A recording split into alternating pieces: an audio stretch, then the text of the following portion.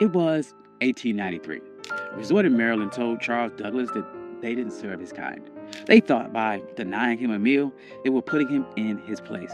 But he didn't argue. He didn't march. He walked down the beach, found the property line, and bought 40 acres right next door.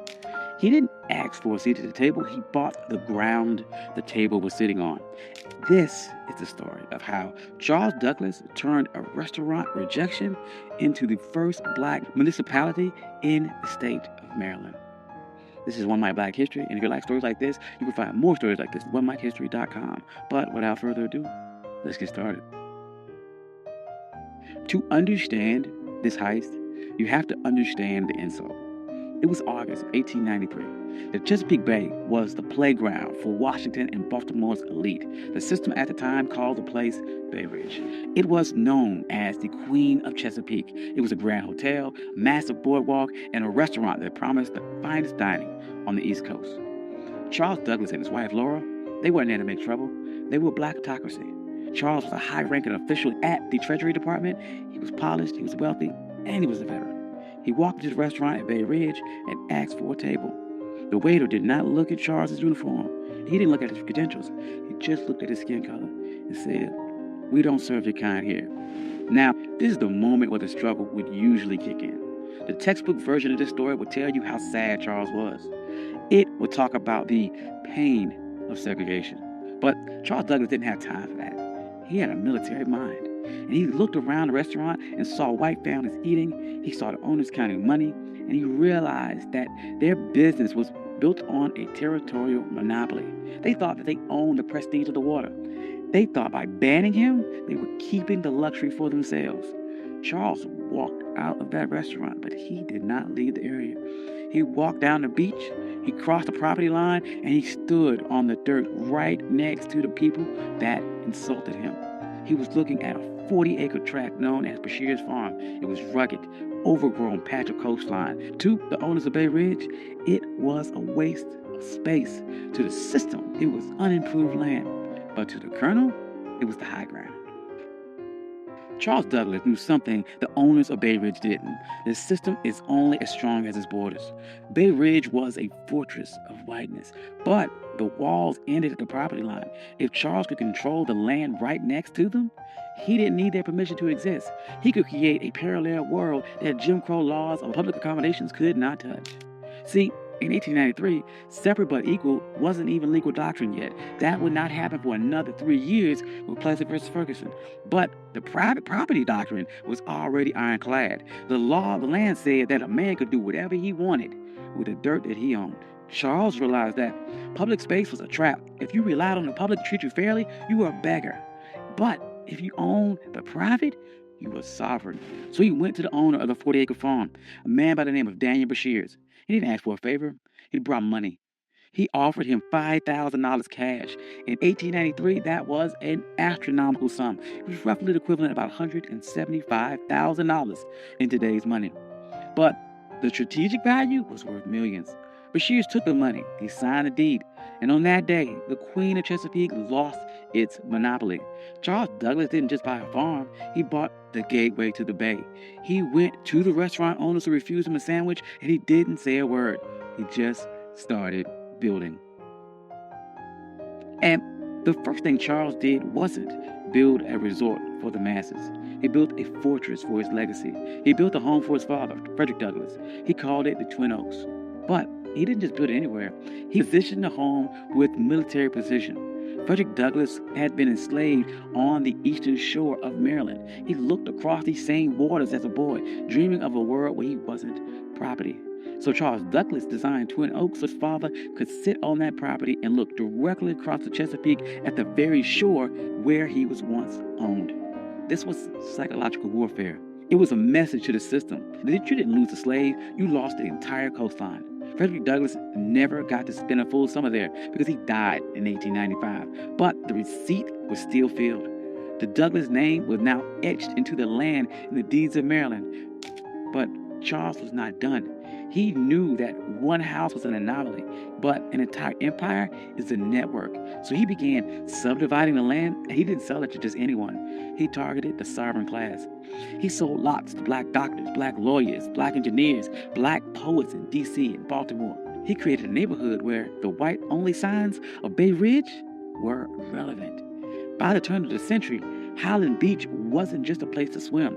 It was a black think tank. Paul Robeson was there. Langston Hughes was there. W.E.B. Du Bois was there. They weren't protesting segregation. They ignored it. They built their own hotels. They built their own pier. They built a community center. They built a closed economy where black money stayed in black pockets and black dignity was the default setting. Now, there's no way the system sat back and watched this happen. The owners of the white resorts nearby were furious. They saw the private property loophole working against them, and they realized that they had lost control of their territory. So they tried to use paper weapons. First, they tried to use vagrancy laws. They sent the police to harass people walking between the train station and Highland Beach. They wanted to make the journey so uncomfortable that the residents would give up. That didn't work. Highland Beach residents started their own shuttle service. They controlled the logistics. Then the white resort owners tried to use a legal glitch. They realized that Highland Beach was technically a part of an unincorporated area. They thought they could use local zoning boards to condemn the land or pass an ordinance that would tax the Douglass family into bankruptcy. They tried to treat Highland Beach like a nuisance. But the residents of Highland Beach were some of the smartest people in the state. They knew that in America, the ultimate hack for land was municipal status. In 1922, they executed their final move of the heist. They petitioned the state of Maryland to become an unincorporated town. They didn't want to be a neighborhood. They wanted to be government. They won. Highland Beach became the first black municipality in the history of Maryland. Think about the payoff here. Because they were a town, they had their own mayor, they had their own police department, and they had their own zoning board. When the white resort owners tried to pass laws against them, the people of Highland Beach just passed their own laws to cancel them out. They weren't marching and asking for civil rights. They were exercising their statutory power. By the 40s and 50s, Highland Beach was the summer Apollo. While white Maryland was obsessed with keeping its beaches segregated, Highland Beach was outproducing them culture and social capital. But the winds, they are changing, and the system shifted its strategy.